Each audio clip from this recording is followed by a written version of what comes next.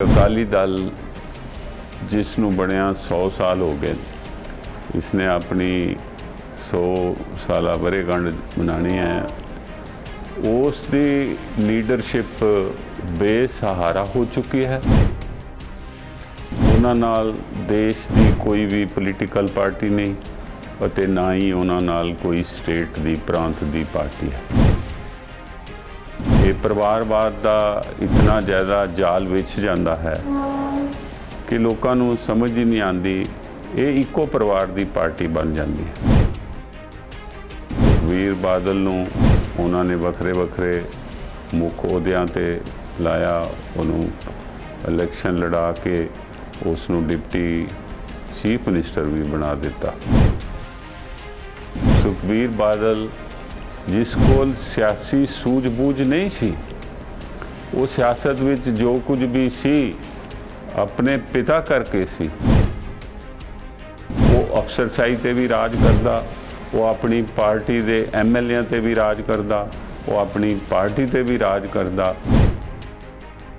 और उसनूं ये जिहड़ी बेलगाम ताकत मिली वो उसदे दिमाग नूं चढ़ गई। 27 बसां तो 327 बसां तक इहो जिहा वपार सारे देश जे किसी कोल मिसाल होवे तो वो साडे कमेंट कालम विच लिखे कि इहो जी तरक्की करने वाली पहले भी एक कंपनी है।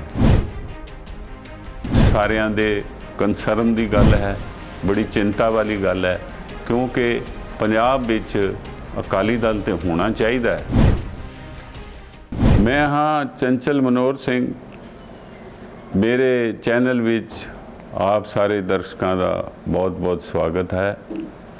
अज असी इस विषय ते चर्चा करनी है कि अकाली दल जिसनों बनिया 100 साल हो गए, इसने अपनी 100 साला वरेगंढ मनानी है। उस दी लीडरशिप बेसहारा हो चुकी है। उन्हां नाल देश की कोई भी पोलीटिकल पार्टी नहीं और ना ही उन्हां नाल कोई स्टेट की प्रांत की पार्टी है, क्योंकि इस पार्टी का किरदार जिहड़ा वो लोक विरोधी, सिख विरोधी और पंजाब के हितों का विरोधी होने करके बिल्कुल ही अलग थलग हो चुकी पार्टी है। सवाल यह है कि ये अजिहा क्यों होया है। जदों 2007 विच सुखबीर दी आमद होंदी है और प्रकाश सिंह बादल उन्होंने अपने दल का अपने तो बाद परिवारक ओहदे बाद स्थापित करते हैं, उस तो बाद परिवार और बादल साहब इसनूं पार्टी नूं परिवारक पार्टी बना देंदे हैं। ये परिवारवाद का इतना ज़्यादा जाल विछ जाता है कि लोगों को समझ ही नहीं आती। ये इको परिवार की पार्टी बन जाती है। सुखबीर बादल नूं उन्होंने वखरे वखरे मुख अहुदियां ते लाया, उन्होंने इलैक्शन लड़ा के उसनूं डिप्टी चीफ मिनिस्टर भी बना दिता। ते उस तो बाद उसनूं पूरी खुल दे दी, उन्होंने बेलगाम कर दिता। बेलगाम सुखबीर बादल जिस कोल सियासी सूझबूझ नहीं सी, वो सियासत विच जो कुछ भी सी अपने पिता करके सी। ते उस दे पिता ने उसनूं कोई सियासी अनुभव या ट्रेनिंग नहीं दी, उन्होंने सीधे अहुदे दे दिते और उन्होंने सीधी पंजाब सरकार की वागडोर दे दी। वो अफसरशाही ते भी राज करदा, वो अपनी पार्टी दे MLA ते भी राज करदा, वो अपनी पार्टी ते भी राज करदा। और उसनूं ये जिहड़ी बेलगाम ताकत मिली वो उसदे दिमाग नूं चढ़ गई। उहदा सिट्टा की होया, क्योंकि वो USA तो MBA करके आया सी। उसनूं सियासत का व्यापारीकरण किया। उसने सिख धर्म दियां संस्थावां का भी व्यापारीकरण किया। ਉਸ ਦੇ ਲਈ ਵਪਾਰ ਸਿਆਸਤ ਨਾਲੋਂ ਉੱਤਮ ਚੀਜ਼ ਸੀ, ਸਰਵਉੱਚਤਮ ਸੀ, ਕਿਉਂਕਿ ਉਸ ਨਾਲ ਪੈਸਾ ਬਣਦਾ ਸੀ, ਦੌਲਤ ਬਣਦੀ ਸੀ, ਐਸੈਟਸ ਬਣਦੇ ਸੀ। ਉਸ ਨੇ ਆਪਣੇ ਹੋਟਲਾਂ ਦੀ ਗਿਣਤੀ ਵਧਾਈ। ਉਹ ਜਦੋਂ 2007 ਵਿੱਚ ਆਇਆ, ਉਹਦੀ ਕੰਪਨੀ ਦੀਆਂ 27 ਬੱਸਾਂ ਸੀ।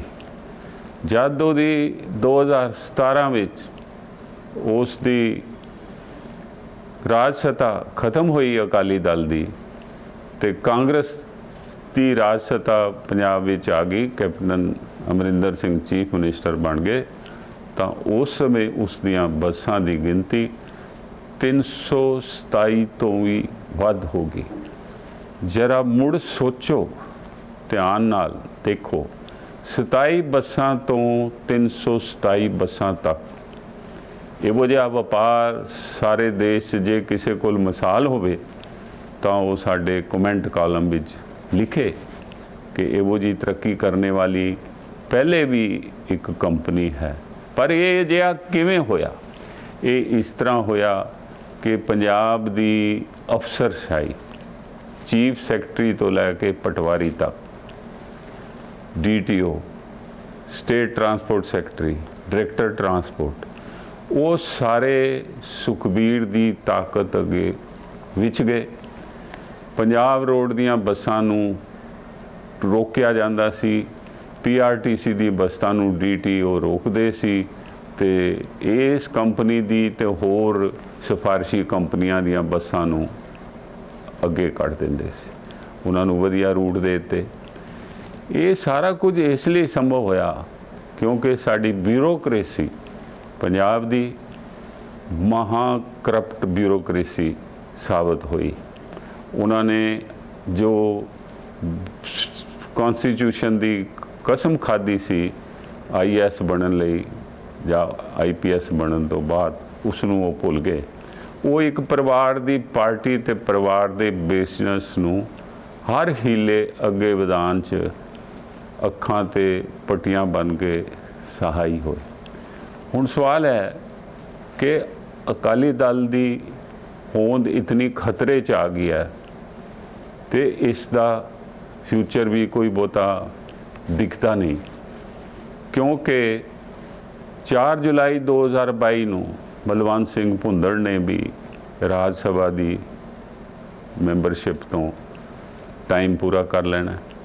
ਜੋ ਨਵੀਂ ਚੋਣ ਹੋਣੀ ਹੈ ਪੰਜਾਬ ਵਿੱਚ 2 ਸੀਟਾਂ ਦੀ, ਇੱਕ ਅੰਬਿਕਾ ਸੋਨੀ ਕਾਂਗਰਸ ਦੀ ਖਾਲੀ ਕਰਨਗੇ, ਇੱਕ ਬਲਵੰਤ ਸਿੰਘ ਭੁੰਦੜ ਕਰਨਗੇ। ਉਹਨਾਂ 2 ਸੀਟਾਂ ਤੇ ਸ਼ਾਇਦ ਅਕਾਲੀ ਦਲ ਨਾਮੀਨੇਸ਼ਨ ਵੀ ਨਹੀਂ ਭਰੇਗਾ, ਕਿਉਂਕਿ ਅਕਾਲੀ ਦਲ ਕੋਲ ਵੋਟਾਂ ਹੀ ਨਹੀਂ ਹਨ।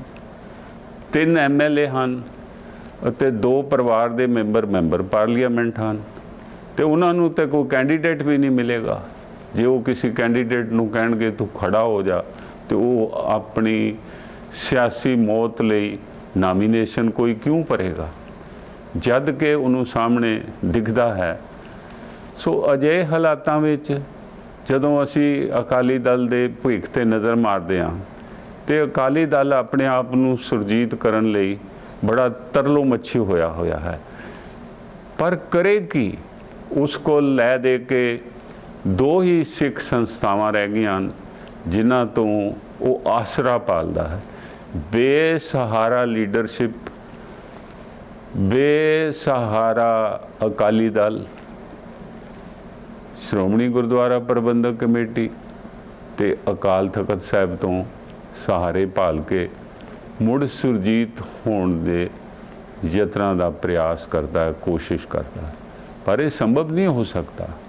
ਜਿਹੜੀ ਪਾਰਟੀ ਲੋਕਾਂ ਵਿੱਚ ਆਪਣਾ ਵਕਾਰ ਗਵਾ ਚੁੱਕੀ ਹੋਵੇ, ਜਿਹੜੀ ਪਾਰਟੀ ਆਪਣਾ ਨੈਤਿਕ ਆਧਾਰ ਵੀ ਖੋ ਚੁੱਕੀ ਹੋਵੇ, ਔਰ ਜਿਸ ਪਾਰਟੀ ਉੱਤੇ ਇਤਨੇ ਸੰਗੀਨ ਦੋਸ਼ ਹੋਣ ਕਿ ਉਹਨਾਂ ਦਾ ਇੱਕ ਮੰਤਰੀ ਇਹਨਾਂ ਦੋਸ਼ਾਂ 'ਚ ਅੰਦਰ ਹੈ ਕਿ ਉਹ ਚਿੱਟੇ ਦੇ ਵਪਾਰ ਨਾਲ ਸੰਬੰਧ ਰੱਖਦਾ ਸੀ।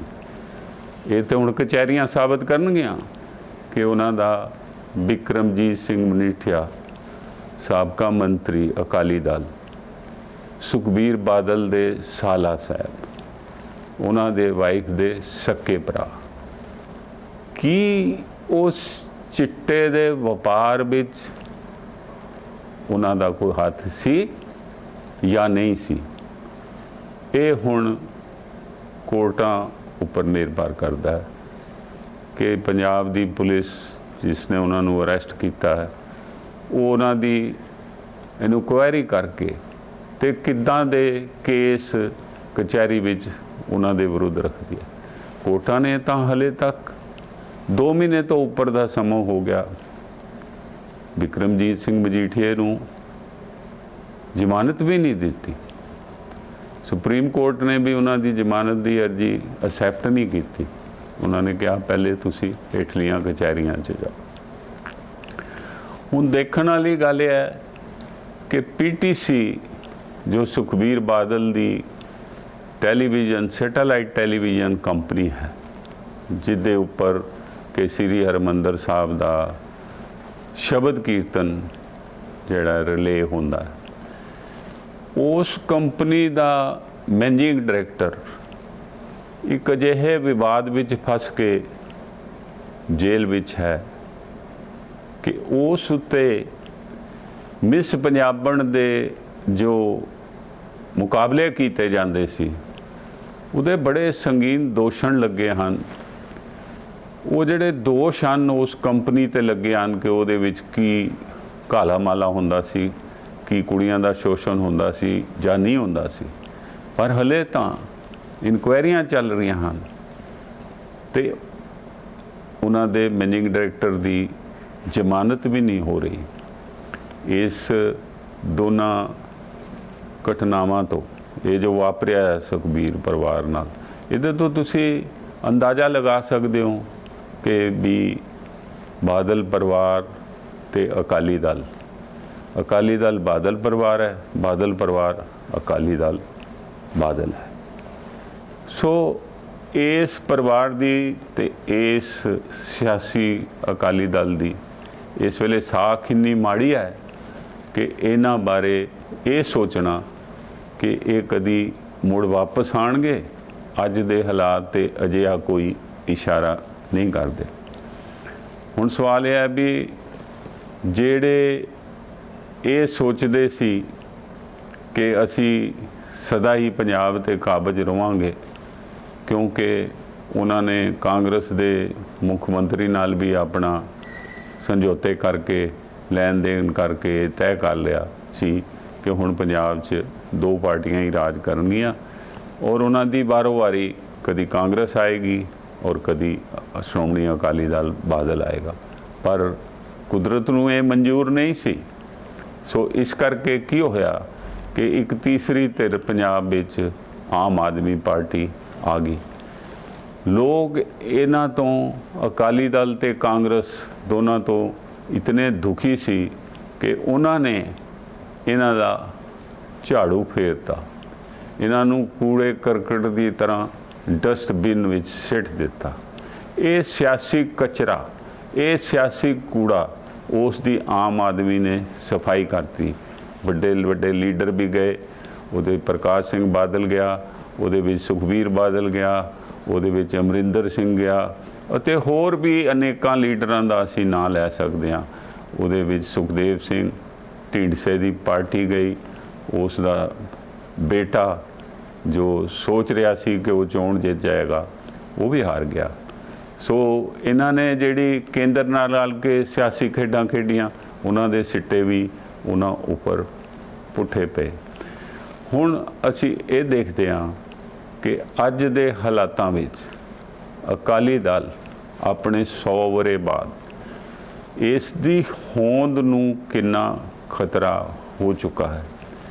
ਹਲੇ ਤਾਂ ਇਹ ਬੜੀ ਇਹਨਾਂ ਲਈ ਚੰਗੀ ਖਬਰ ਹੈ ਕਿ ਪ੍ਰਾਈਮ ਮਿਨਿਸਟਰ ਨਰਿੰਦਰ ਮੋਦੀ ਨੇ ਆਪਣੀ ਈਡੀ ਨੂੰ, ਇਨਫੋਰਸਮੈਂਟ ਡਾਇਰੈਕਟੋਰੇਟ ਨੂੰ ਕੋਈ ਅਜਿਹੇ ਆਦੇਸ਼ ਨਹੀਂ ਦਿੱਤੇ ਕਿ ਇਹਨਾਂ ਦੀ ਜਿਹੜੀ ਅਥਾਹ ਅਸੈਟਸ ਬਣੇ ਹਨ ਔਰ ਬੇਇੰਤਹਾ ਇਹਨਾਂ ਨੇ ਜੋ ਦੌਲਤ ਇਕੱਠੀ ਕੀਤੀ ਹੈ ਅਕਾਲੀ ਮਿਨਿਸਟਰਾਂ ਨੇ ਤੇ ਇਹਨਾਂ ਦੀ ਲੀਡਰਸ਼ਿਪ ਨੇ, ਉਸ ਦੀ ਕੋਈ ਜਾਂਚ ਇਨਫੋਰਸਮੈਂਟ ਡਾਇਰੈਕਟੋਰੇਟ करे।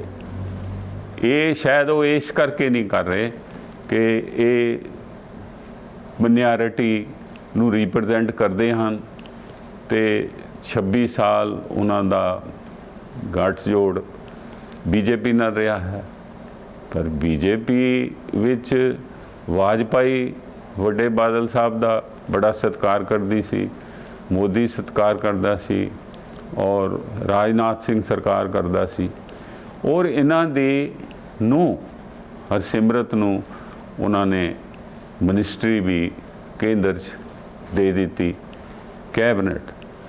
ਪਰ ਮੋਦੀ ਸਾਹਿਬ ਇਤਨੇ ਇੰਟੈਲੀਜੈਂਟ ਹਨ ਕਿ ਉਹਨਾਂ ਨੇ ਇੱਕ ਪਗੜੀ ਵਾਲਾ ਸਰਦਾਰ ਚਾਹੀਦਾ ਸੀ। ਉਹਨਾਂ ਨੇ ਪੁਰੀ ਸਾਹਿਬ ਨੂੰ ਆਪਣਾ ਮੰਤਰਾਲੇ 'ਚ ਆਪਣੇ ਕੈਬਨਿਟ 'ਚ ਲਿਆ, ਉਹਨਾਂ ਨੂੰ ਰਾਜ ਸਭਾ ਜਿਤਾਇਆ। ਉਹ ਬੜੇ ਸੂਝਵਾਨ ਵਿਸ਼ਵ ਭਰ 'ਤੇ ਜਾਣੇ ਮਣ ਜਾਣੇ ਇੱਕ ਸਿੱਖ ਸ਼ਖਸੀਅਤ ਸਨ ਜੋ ਜੀਵਨ ਵਿੱਚ ਬੜੀ ਦੇਰ ਸਿੱਖਾਂ ਦੇ ਇੰਡੀਆ ਦੇ ਰਿਪਰੈਜ਼ੈਂਟੇਟਿਵ ਰਹੇ। ਸੋ ਉਹਨਾਂ ਨੇ ਆਪਣਾ ਇੱਕ ਸਿੱਖ ਵਾਲਾ ਰੁਤਬੇ ਵਾਲਾ ਸਿੱਖ ਉਹਨਾਂ ਨੇ ਆਪਣੀ ਕੈਬਨਿਟ 'ਚ ਰੱਖ ਲਿਆ ਤੇ ਉਹਨਾਂ ਨੇ ਅਕਾਲੀ ਦਲ 'ਤੇ ਬਹੁਤਾ ਵਿਸ਼ਵਾਸ ਨਹੀਂ ਕੀਤਾ। ਸੋ ਮੈਂ ਤੁਹਾਨੂੰ ਜੋ ਦੱਸ ਰਿਹਾ ਕਿ ਅੱਜ ਦੇ ਹਾਲਾਤਾਂ ਵਿੱਚ ਅਕਾਲੀ ਦਲ ਬਾਦਲ ਨੂੰ ਹੋਂਦ ਦਾ ਖਤਰਾ ਹੈ ਔਰ ਹੋ ਸਕਦਾ ਹੈ ਕਿ ਇਹਨਾਂ ਨੂੰ ਸੰਗਰੂਰ ਦੀ ਬਾਈ ਇਲੈਕਸ਼ਨ ਵਿੱਚ ਪੂਰਾ ਚਾਣਨਾ ਹੋ ਜਾਏ ਕਿ ਇਹਨਾਂ ਦੇ ਪੱਲੇ ਕੁਝ ਵੀ ਨਾ ਰਹੇ। ਸੋ ਇਹ ਬੜੀ ਸਾਰਿਆਂ ਦੇ ਕੰਸਰਨ ਦੀ ਗੱਲ ਹੈ, ਬੜੀ ਚਿੰਤਾ ਵਾਲੀ ਗੱਲ ਹੈ, ਕਿਉਂਕਿ ਪੰਜਾਬ ਵਿੱਚ ਅਕਾਲੀ ਦਲ ਤੇ ਹੋਣਾ ਚਾਹੀਦਾ ਹੈ, ਇਹ ਸੁਰਜੀਤ ਵੀ ਹੋਣਾ ਚਾਹੀਦਾ, ਪਰ ਅਕਾਲੀ ਦਲ ਬਾਦਲ ਪਰਿਵਾਰ ਮੁਕਤ ਹੋਣਾ ਚਾਹੀਦਾ। ਇਸ ਤੋਂ ਅਕਾਲੀ ਦਲ ਕਿਵੇਂ ਛੁਡਾਇਆ ਜਾਏ ਇਹਦੇ ਬਾਰੇ ਫਿਰ ਅਸੀਂ ਅਗਲੀ ਵੀਡੀਓ 'ਚ ਗੱਲ ਕਰਾਂਗੇ। ਤੋ ਅੱਜ ਦੀ ਇਸ ਚਰਚਾ ਨੂੰ ਇੱਥੇ ਹੀ ਖਤਮ ਕੀਤਾ ਜਾਂਦਾ ਹੈ। ਧੰਨਵਾਦ।